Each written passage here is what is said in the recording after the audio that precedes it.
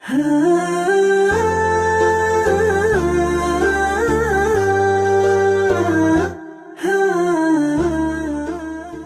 nichukue nafasi hii kumshukuru Mwenyezi Mungu kwa wasaa huu, mchana huu kuja katika eneo hili,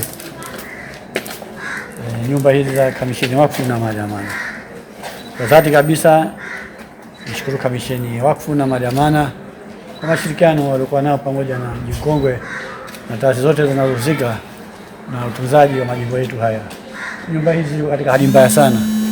Leo alhamdulillah tumeona zimefanya marekebisho makubwa, zimegharimu zaidi ya shilingi milioni 300. Na si jambo dogo, zilivyokuwa sasa hivi tofauti kabisa.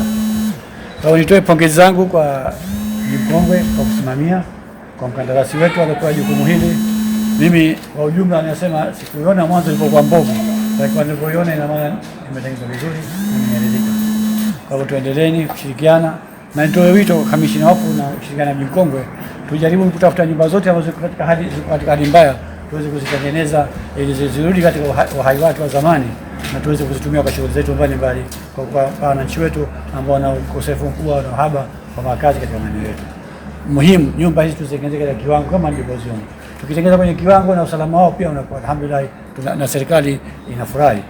Kwa niaba ya serikali nitoe shukrani zangu dhati kwa Kamisheni, kwa Mji Mkongwe na wote walioshiriki katika maandalizi haya, na hatimaye ile nyumba yetu hii alhamdulillah iko tayari. Tumeona kweli walikuwepo watu wametolewa kwa makubaliano, baadaye watarudi. Hapo tutakubali, tutazungumza nao kibinadamu, tutakaa tu wasikilize wanasemaje, lakini tujue tu kama gharama zimeongezeka tulipokuwa mwanzo, na sasa walikuwa wanalipa kodi yao, wanajuana wenyewe kwenye mikataba yao. Kwa hiyo watapoongezewa wasiwe na pingamizi, vinginevyo itabidi tutafute watu ambao, kwa sababu lengo ni kuziendeleza nyumba hizi kila baada ya muda, kuzifanyia marekebisho ili ziweze kudumu muda mrefu zaidi. Asanteni sana.